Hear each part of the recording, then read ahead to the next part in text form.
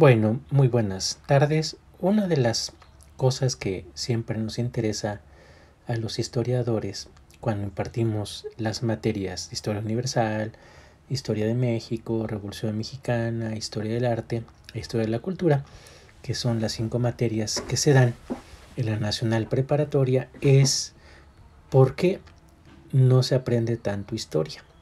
Entonces vamos a explicar acá en este video muy pequeñito las claves para poder entender la historia. Primero, la historia pues es una explicación muy interesante sobre algunos tópicos del pasado, pero como ya los explicamos en varias cuestiones, la historia lo que trata de hacer es tener suficientes argumentos para que la explicación sea válida.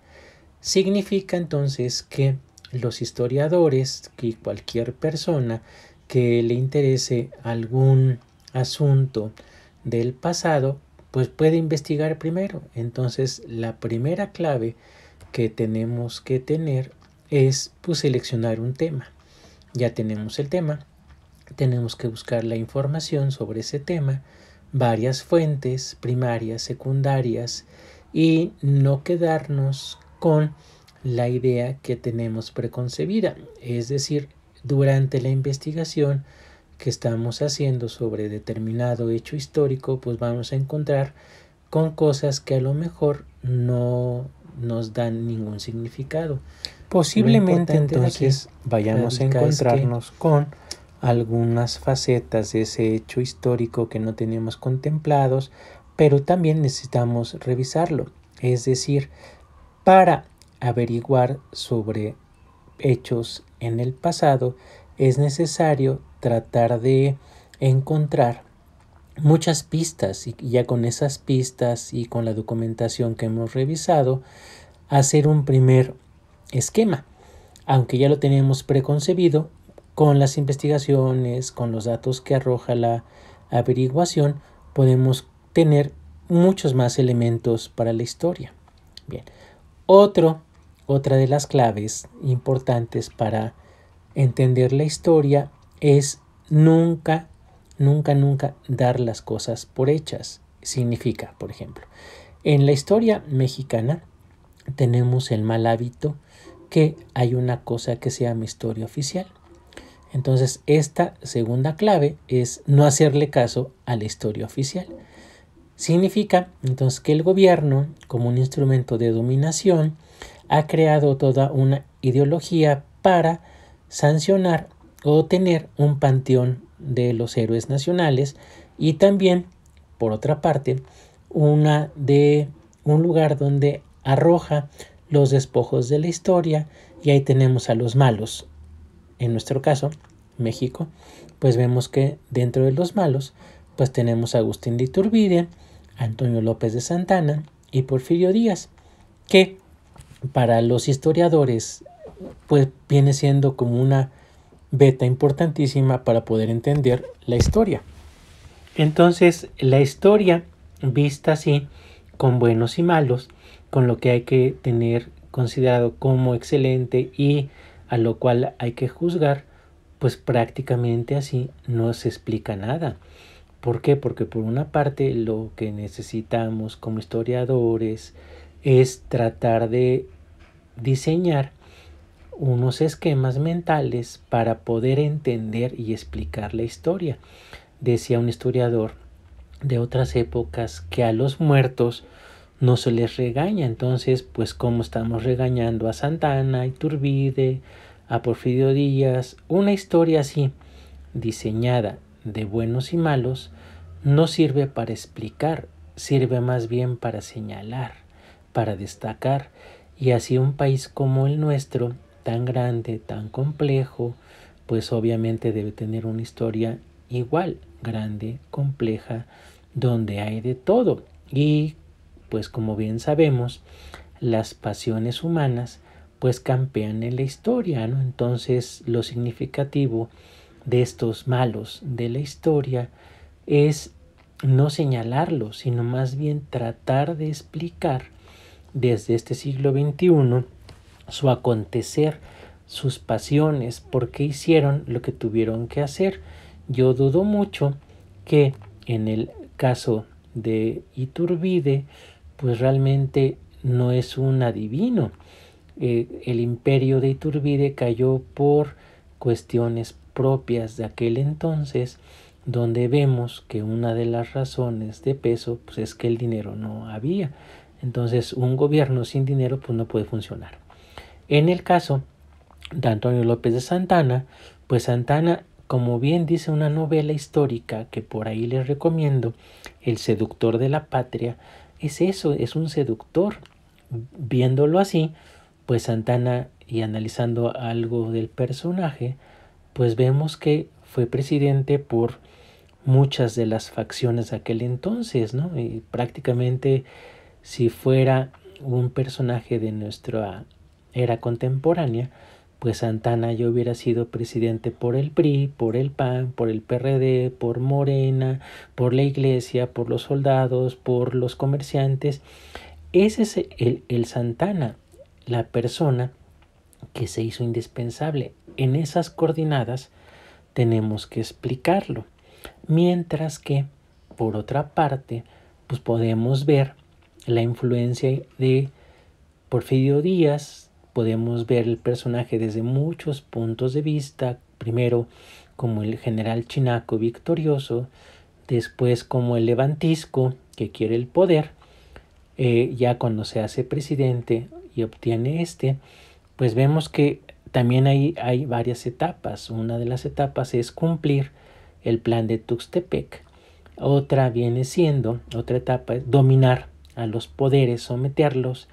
Y finalmente, lo que no había en aquella época, que podemos ver, pues la reelección fue un factor decisivo para ir acumulando problemas. Eso fue lo que le pasó al país, que pues viéndolo así rapidísimo, pues es muy difícil entender por qué ahora los diputados mexicanos se pueden reelegir, ¿no? Sabiendo que pues la reelección le ha hecho tanto daño a este país. Pero, como siempre, podemos echarle todos los males a los otros, ver la paja en el ojo ajeno, pues la historia también en México se ha servido para no explicar, sino satanizar, señalar algunos entes históricos de lo más interesantes, como son estos tres, que aprovecho pues para que ustedes pues vayan pues viendo algunas novelas sobre Iturbide,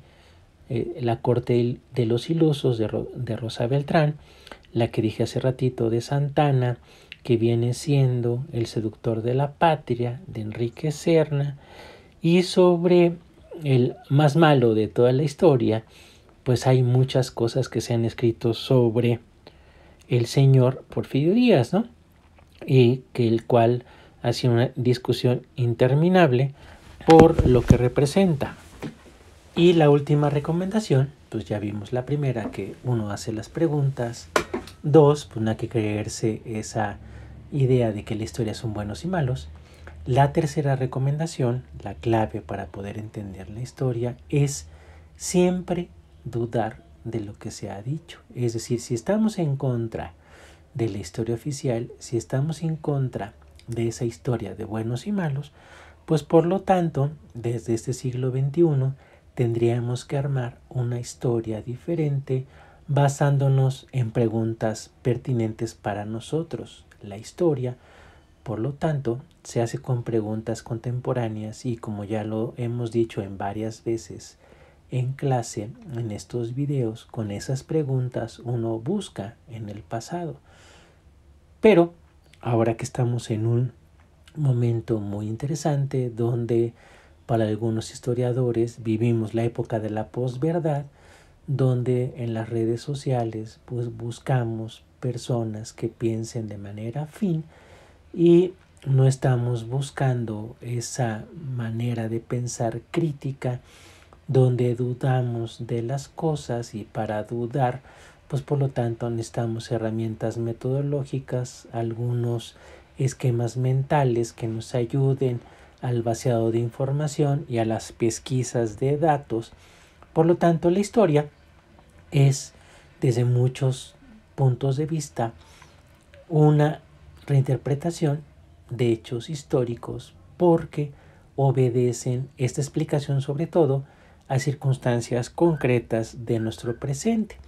Es decir, hace 50 años el golpe de estado que le dieron a Francisco y Madero pues no se ve como hoy en día, que a la luz de más elementos, más fotografías, algunas versiones que no se habían valorado, y vemos pues que también Francisco y Madero pues tuvo algunas cosas que no hizo bien y que por lo tanto coadyuvó a que los enemigos que tenía, que eran muchos, pues hayan puesto de acuerdo, ¿no? Hace algunos años se veía como una gran traición a Madero. En política hay que tener mucho cuidado con lo que uno dice, porque pues las reglas del juego, como menciona Maquiavelo, es no importa la manera de hacerse del poder. Una vez que ya tiene el poder, lo significativo es pues mantenerlo. Entonces, con estas ideas de las claves para la historia, sería muy pertinente que ustedes reflexionen. Aquí no estoy dando recetas ni estoy diciendo el todo.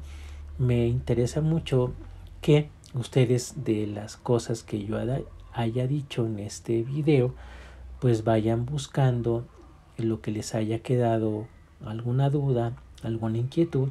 Pues hay mucho material en la RUA, la Red Universitaria de Aprendizaje, y toda la UNAM en línea.